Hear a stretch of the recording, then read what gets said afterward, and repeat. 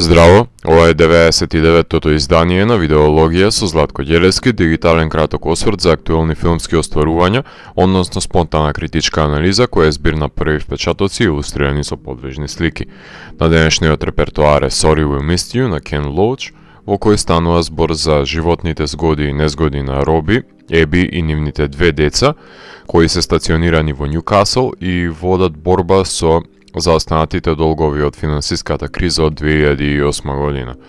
Роби купува ново комбе со цел да биде квази самовработен возач за испораки, при тоа продавајќи го автомобилот на супругата, која што мора да патува до оддалечените домови на старите лица кои ги негува.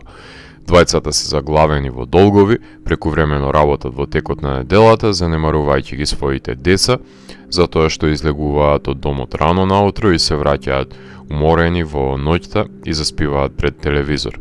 Испораките на Роби се под постојан мониторинг, мора во предвиден рок да ги достави, што подразбира соочување со секакви рецепиенти, кои не баш секогаш се расположени да соработуваат со него. Поради дефицит на слободно време, мора да уринира во шише. Ова идеална замисла за еден работен ангажман би била изводлива доколку се работи со роботи, а не со луѓе, и баш поради тоа што човечкиот фактор не е земен предвид, настануваат најразновидни неповолности. Свирепиот капитализам станува ново робовладателство.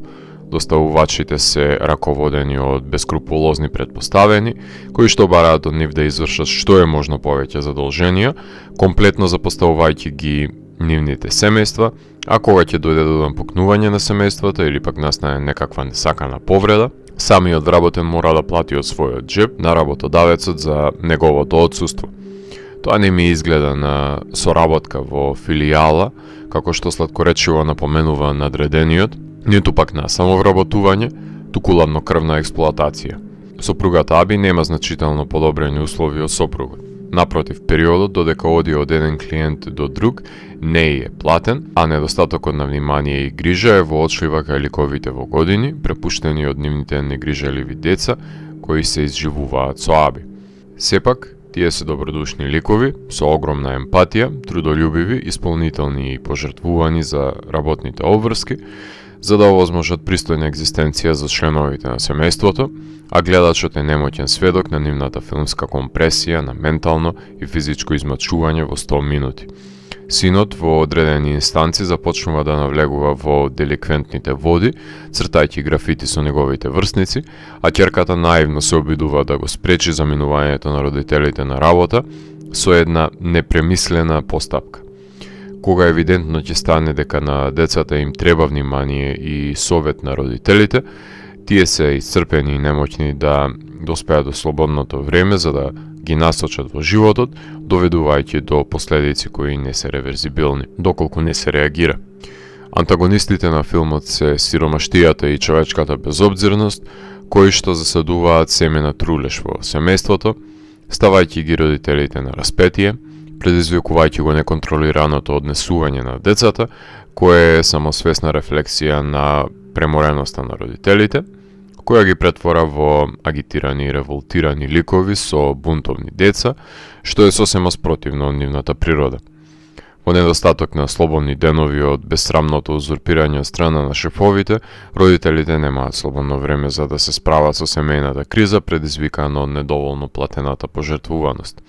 Крис Хичен и Деби Холивуд одлично си ја завршуваат својата работа во убедителното доловување на измалтретираниот брачен пар, кој што се уште има љубов помеѓу себе. Долгогодишниот соработник на Кен Лоуч, сценаристот Пол Лаверти, создава 4 ликови кои се пандани на Даниел Блейк.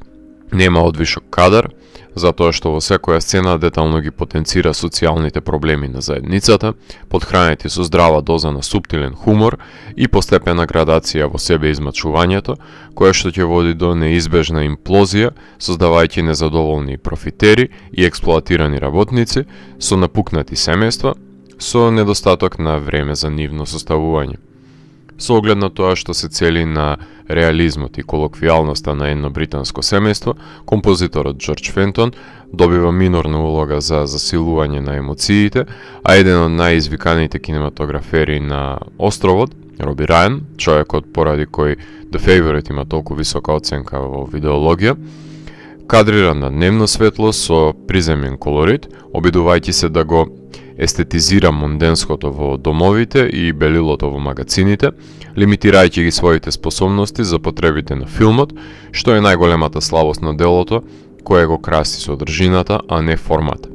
Ветеранот Кен Лоуч има богата кариера која што изобилува со маркантни остварувања како Kiss, Riff Raff, Land and Freedom, Bread and Roses, Sweet 16, Doing That Shakes the Parley, The Angel's Share.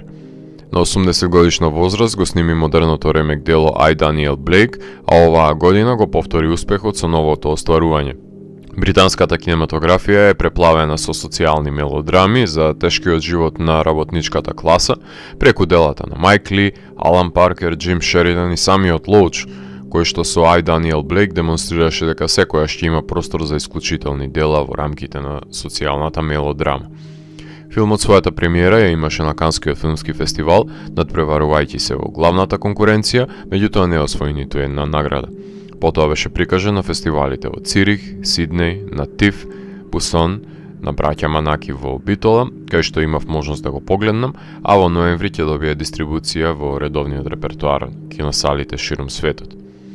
И покрај силната социокритика, која што го прави ова дело да поседува горлива содржина, која што дефинира актуелна проблематика, стравам дека филмот ќе помине незабележан, баш поради тоа што луѓето бараат филмот да биде ескапизам од реалноста, а не соочување со нејзините проблеми, што се претвора во повторлива навика на Лоуч, кога ги создава неговите дела со големо срце, кои допираат до секој гледач со нивната емоционална тежина.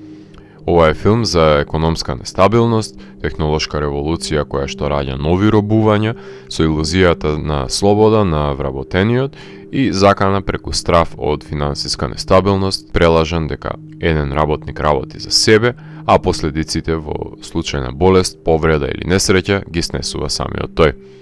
Капитализмот измачува и убива. Ако морам да го евалуирам, тогаш Sorry We Missed You на Кен Лоуч од мене има 4 од 5. Доколку ви се допадна 99-тото издание на дигиталната архива Видеологија, лајкувајте го видеото, споделете го и следете го каналот. Посегнете и по останатите рецензии на виртуелната полица и благодарам за вниманието. Поздрав!